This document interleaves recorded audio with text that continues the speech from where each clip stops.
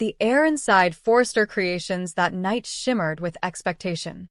It was supposed to be a triumph, the culmination of months of work, of tension turned into art, of ambition finally taking form under the blinding radiance of the spotlight. The runway gleamed like a mirror, catching the flicker of champagne glasses, the rustle of designer fabrics, the whispered conversations that floated through the crowd like perfume.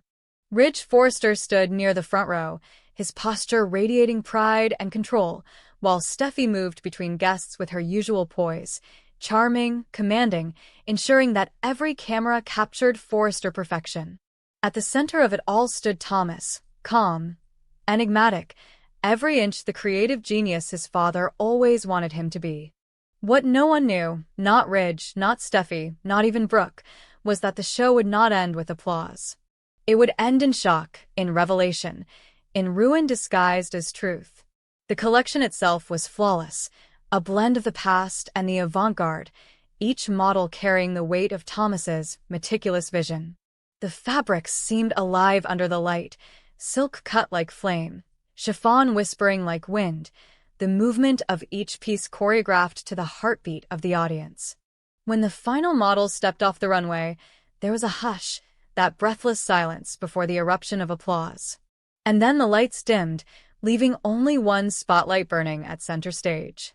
The crowd leaned forward, anticipating Thomas's traditional closing speech, perhaps a dedication to his father, a nod to the Forrester legacy, or some artful remark about inspiration and rebirth.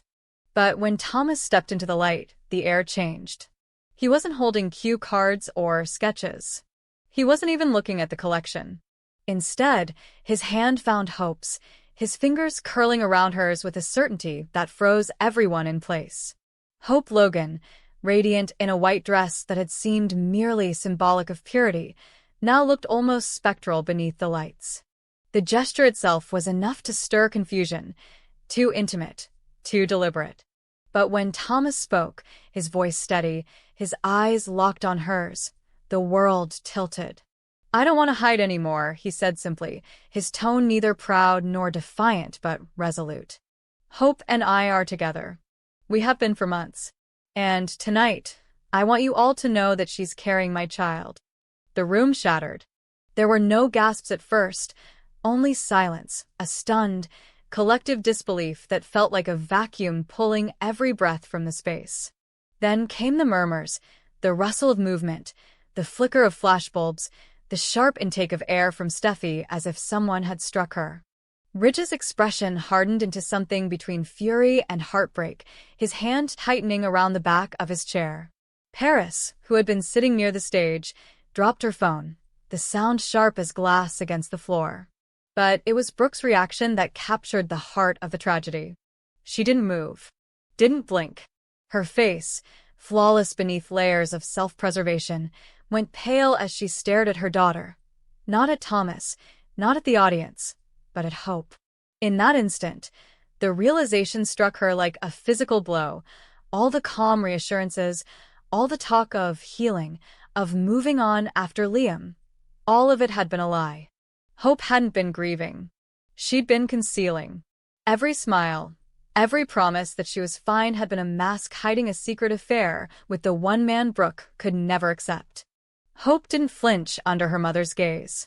She stood beside Thomas, her chin lifted, her hand still in his. There was a defiance there, quiet but unyielding, and something deeper, a kind of peace that came from surrendering to truth, even when it destroyed everything else. The whispers around them grew louder. Words like scandal and betrayal drifted through the crowd like shards of glass. Forrester employees exchanged looks of disbelief. Photographers leaned forward, their cameras clicking relentlessly, immortalizing every second of the implosion. Steffi was the first to move. "Thomas, what the hell are you doing?" she hissed, her voice sharp enough to cut through the noise. She stepped toward him, her heels clicking against the stage, anger flashing like lightning in her eyes. "You've just detonated your entire career, our family's name, for what? For this?" She gestured at Hope, who remained still, her face unreadable. "She's your muse, not your redemption. You think love justifies this. But Thomas didn't look at his sister. His gaze stayed fixed on Hope, as though the entire room had dissolved and only she remained. "It's not about justification," he said softly. "It's about honesty. For once, I'm not running from what I feel." The words landed like an accusation against everyone in the room, because honesty was the one currency the Forresters and Logans never truly dealt in. Theirs was a world of performance, of manipulation dressed as virtue. And here was Thomas, long branded as the family's manipulator, standing in the spotlight and choosing raw truth over pretense. Ridge's anger finally broke through his composure. He rose from his seat, his voice booming across the hall. "You've humiliated this family, Thomas. You've dragged Forrester Creations into another scandal just when we were rebuilding trust. Do you have any idea what this will do to us?" To her? His eyes turned toward Hope, filled with the same disbelief that mirrored Brooke's. "How could you let him do this to you?" Hope's answer came quietly, but her voice carried across the stunned silence. "He didn't do this to me, Ridge. I chose this." The declaration was almost as shocking as Thomas's. For years, Hope Logan had been the moral compass, the golden daughter, the embodiment of virtue in a family defined by chaos.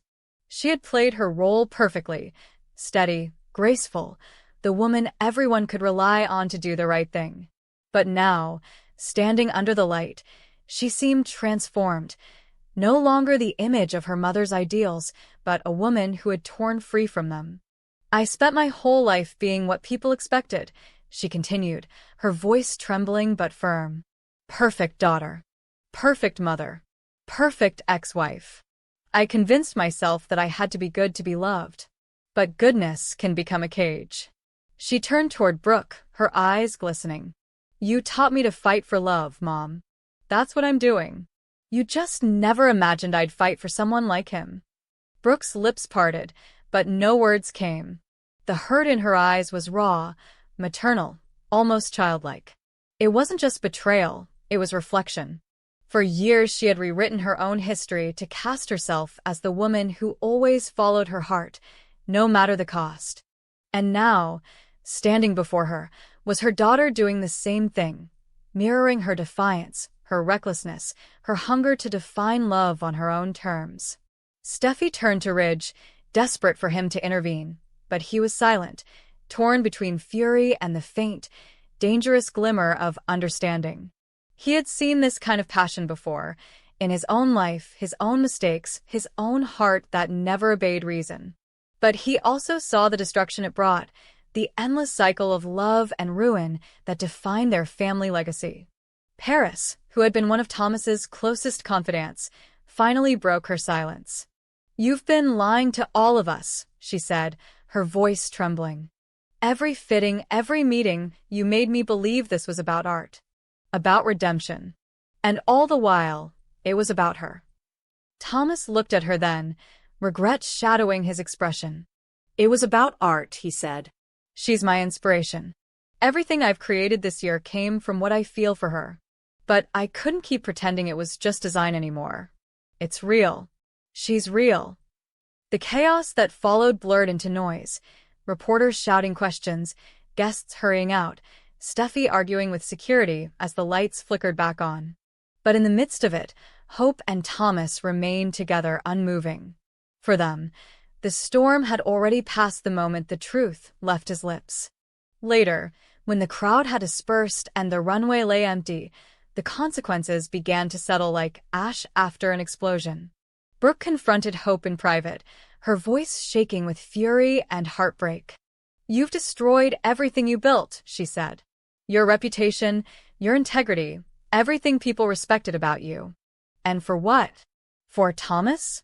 The man who manipulated you, obsessed over you, who nearly tore our family apart."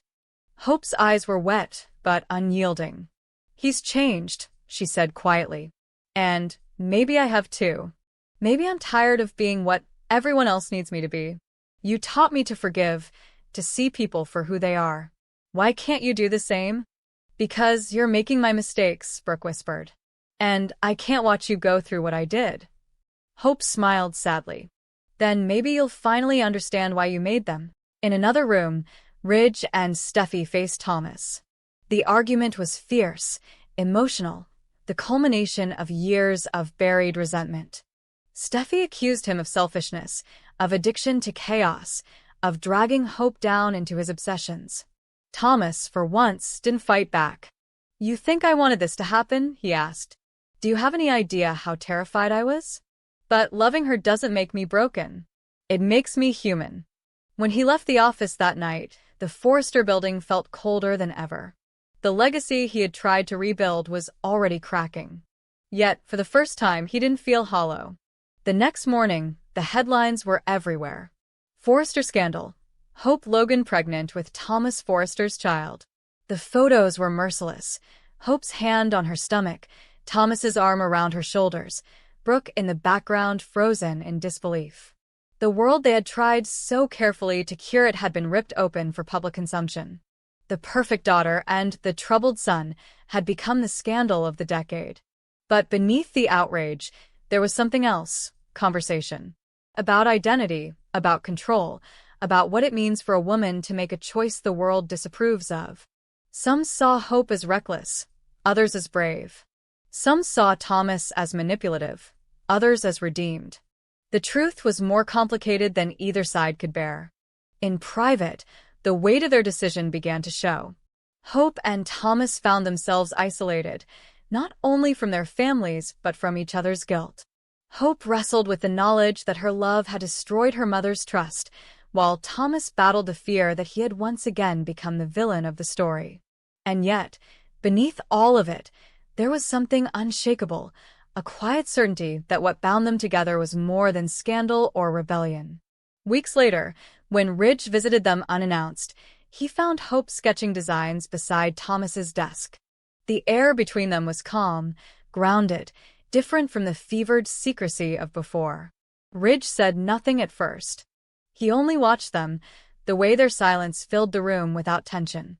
Finally, he said, "Your mother and I built this house on lies disguised as love. Maybe it's time someone tried the other way around." Then he left. The fallout from that night would ripple for years, alliances shifting, reputations fracturing, old wounds reopening, but its meaning remained the same. The spotlight had done what it always does, illuminated truth, even when it burned. Hope Logan, once the symbol of perfection, had become something more dangerous, more real. She had crossed the line between expectation and desire, between image and identity. And Thomas, long trapped in the shadow of his mistakes, had found his redemption not through forgiveness, but through courage, the courage to love her openly, to claim his flaws as part of his humanity. Their union would not heal the Forresters or the Logans. It might, in fact, break them forever. But in that shattering, something honest emerged, a recognition that perfection is the most beautiful illusion of all, and that sometimes the only way to be free is to set the truth loose under the brightest light imaginable, no matter who it blinds. The aftermath of Thomas's public revelation hung over Los Angeles, like a storm that refused to break. The fashion world called it scandal, the Forresters called it betrayal. But for Brooke Logan, it was something far more personal, an act of defiance that shattered the illusion she had spent decades curating. She had built her life around control, the control of her image, her relationships, her family's trajectory. Now that control had been ripped from her hands by the one person she never thought would challenge her, her daughter. And worse, Hope had chosen him. Thomas Forrester, the man Brooke had feared from the start, the one she believed had once turned obsession into affection, manipulation into love. The morning after the fashion show, Forrester Creations was silent. The offices, usually buzzing with energy, seemed frozen in the shadow of what had happened. Brooke arrived before sunrise, her heels clicking across the marble floor like the countdown of a ticking bomb. She had barely slept, her mind replaying every detail of Thomas's announcement, the stunned faces, the flashes of cameras, the way Hope had stood beside him so calmly, as if the entire world's judgment meant nothing. That calmness infuriated Brooke more than the revelation itself. Hope entered not long after, dressed simply, her hair tied back, her expression unreadable. For a moment, They stared at each other in the reflection of the glass office wall. Two women who looked so alike, yet carried entirely different worlds inside them. Brooke broke the silence first. "What you did last night," she began, her voice trembling not from weakness, but from rage she was trying to contain, "wasn't bravery. It was self-destruction. Do you realize what you've done to yourself? To this family? To your son?" Hope didn't answer immediately. She walked to the window, watching the first light of dawn touch the Los Angeles skyline. "What I did," she said finally, "was tell the truth. I'm tired of pretending." Brooke's composure cracked. "Pretending? You call this honesty? You're repeating every mistake I ever made, Hope. You're letting a man like Thomas define you, make you think you're in control when he's the one pulling the strings. This isn't love, it's manipulation dressed up as freedom." Hope turned to face her, and for the first time, her gaze didn't falter. "Maybe that's what you see. But I'm not you, Mom." You spent your life running from what people thought of you, trying to prove you were pure when you knew you weren't. I'm done running. I know exactly what I'm choosing." The words struck Brooke like a slap. It wasn't just defiance, it was clarity. Her daughter wasn't lost or confused. She was resolute, and that terrified her. Because for Brooke, love without fear was impossible. She had learned to survive by controlling the chaos of emotion, not surrendering to it. "You think you're strong enough for this?" Brooke shot back. "Thomas isn't just another man. He's unstable. He's dangerous. You remember what he did to you, to everyone in this family. And now you're having his child." Her voice broke on the last word, the enormity of it pressing on her chest. "You're throwing your life away for someone who will destroy you." Hope's expression softened, but only slightly. "You said the same thing about Dad once," she whispered. "And you were wrong." That cut deeper than either of them expected. Brooke's breath caught, the memories flooding back, how everyone had judged her, how she'd been told she was ruining her life by following her heart. The irony was bitter, unbearable. "Don't you dare compare this to what I had with your father," she snapped. "This is different. I fought for a future. You're surrendering to a fantasy." Hope's hand trembled as she touched her stomach, almost unconsciously. "No," she said. "I'm fighting too. Just not your way." The silence that followed was suffocating. Brooke realized then that she was losing her daughter. Not to death, not to distance, but to independence. And in a final act of desperation, she reached for the one weapon she still had: control through fear. "If you stay with him," she said quietly, her voice dropping to a chilling calm, "I'll go to court. I'll make sure you're deemed unfit to raise your son. You think a judge will look at this relationship, your history with Thomas, and not see instability? You'll lose everything, Hope. Your career, your children, your reputation. Don't make me do this." Hope froze. For a moment, it felt like the world tilted. Brooke's threat wasn't empty, it was precise, legal, and rooted in the kind of ruthlessness that had once made her untouchable. But something inside Hope snapped, a quiet, final fracture that turned fear into resolve. "You already did," she said softly. "The moment you stopped trusting me." Brooke's eyes filled with tears, but she didn't back down. "I'm doing this because I love you." "No," Hope said, shaking her head.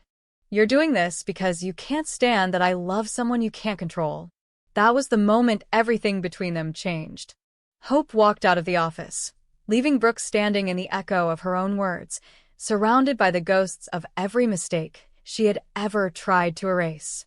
As the door closed, Brooke sank into a chair, her reflection in the glass merging with the city behind her, fragile, powerful, utterly alone. In the weeks that followed, the fallout consumed everything. Brooke's threats became actions. She met with lawyers, therapists, even child welfare advisors under the guise of concern. She told herself she was protecting Hope's children, that she couldn't stand by while her daughter built a life on the ruins of obsession. But deep down, she knew the truth. This wasn't protection. It was punishment. Hope, meanwhile, withdrew from Forrester Creations, refusing to let her mother's influence dictate her next move. She and Thomas moved into a smaller house outside the city, a quiet, sunlit place surrounded by wildflowers.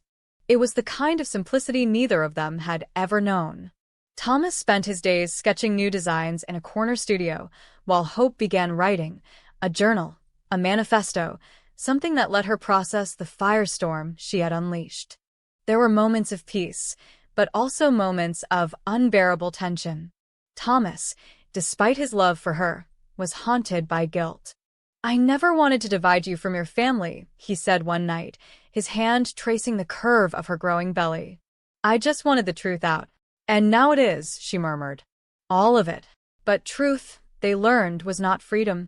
It was exposure. Brooke's campaign to save her daughter gained traction. Whispers circulated through Los Angeles that Hope had lost herself, that her pregnancy was the result of manipulation. Articles framed Thomas as a predator reborn under the guise of redemption.